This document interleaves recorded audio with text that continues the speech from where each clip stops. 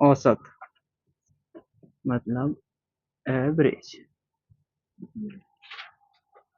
पहले सिंपल समझो कि एवरेज होता क्या है। एवरेज का मतलब होता है, देखो मैं बोलूं 1 और 2 के बीच अगर हम एवरेज देखें तो क्या होगा। 1 और 2 के बीच हम एवरेज देखेंगे तो क्या होगा। ये 1 है, ये 2 है। इस 1 और 2 के बीच में कहीं ना कहीं 1.5 होगा। 1.5 होगा, नहीं होगा? 1.5 होगा। 1.5 हो गया इसका एवरेज। क्या हो गया? एवरेज मतलब औसत। और संभल के समझो, मैं बोलूं कि एक संख्या ए है। क्या है? ए। दूसरी संख्या बी है। क्या है? बी। ए और बी का औसत क्या होगा? तो पहले 1 और 2 वाले का देखते हैं। देखो जितनी संख्याएं होती हैं वो तो पहले जोड़ देते हैं। क्या करते हैं? जोड़। उनके उन संख्याओं को जोड़ देते हैं, साथ ही साथ जितनी संख्याएं होती हैं उनको लिख देते हैं अपॉन में। 1 और 2 कितने हो जाएंगे? 3। और ये 2। जब इससे भाग करूंगा 2 एकम 2, एक बचा, पॉइंट लगाया, 2 पंजे 10, 1.5 आ गया। 1.5 आ गया। इसका मतलब ये हुआ कि ए और बी का औसत a प्लस बी अपॉन 2 हो जाए। a प्लस बी अपॉन 2 हो जाए।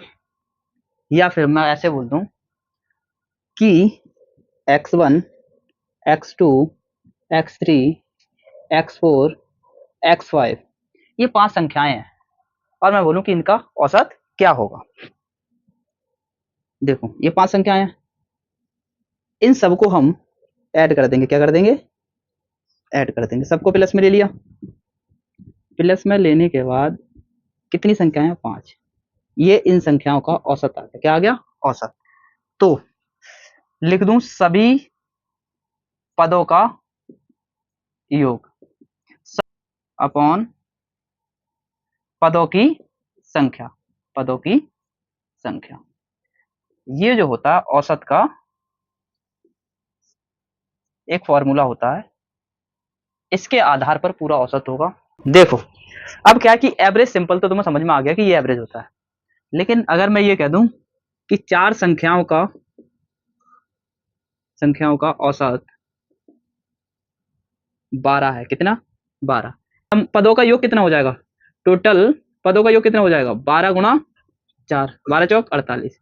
ये पदों का योग आ जाएगा। पदों का योग ये हो जाएगा। अगर मैं तुम्हें बोलूं कि ऐसी ही 5 और संख्याएं हैं, 5 संख्याएं और हैं, 5 संख्याओं का औसत मान लो 20 बोल दिया। क्या बोल दिया? 20। 20 और बोल दिया। 5 संख्याओं का औसत ये है। इसके पदों का योग क्या हो जाएगा? पदों का योग। इसका मतलब 5 गुणा 20 कितना आया? 100। इसके पदों का योग आया 100। इन दोनों के पदों का योग कितना आया? 148। संख्याएं कितनी है? 4 और 5 9। अगर मैं इसको भाग दूंगा 148 को 9 से, 9 एकम 9, 5 बचे, 9 छिक्का 54, 9 पंजे 45, 9 छिक्का 54, 4 बचे, पॉइंट लगाया 0, 9 तियां 36, कितना बचा? 4। यही आता रहेगा। 9 चौक 36, सॉरी 9 चौक 9 चौक 36, 4 बचा। अब 4 ही आता रहेगा। इसका मतलब एवरेज जो आ गया, टोटल एवरेज जो आएगा, टोटल एवरेज आ जाएगा 16.4। लेकिन ऐसे तो करेंगे तो बहुत टाइम लग जाएगा। तो क्यों ना मैं इसको ऐसे लिख दूं,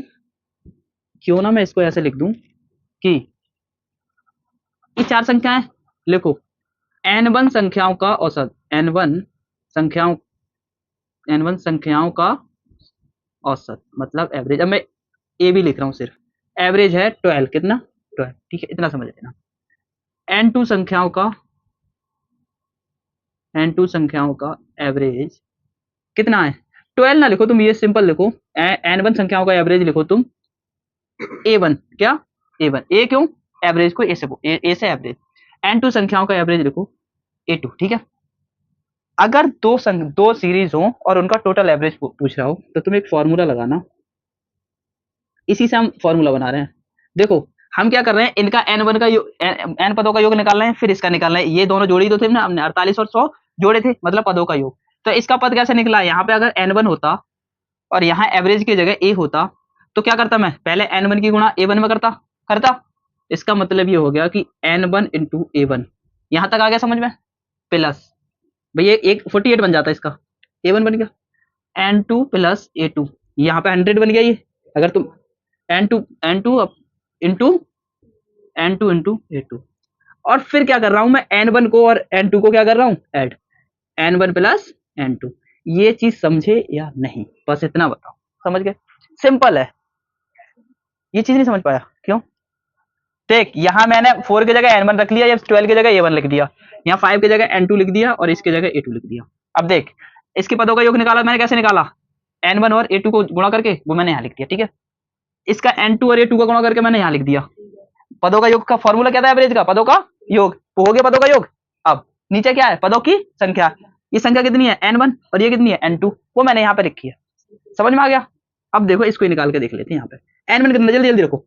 4 गुणा 12 प्लस 5 गुणा 20 और नीचे 4 5 9 हो गए 48 और 100 148 सेम आया। यहाँ जो भाग दिया वही भाग आ जाएगी।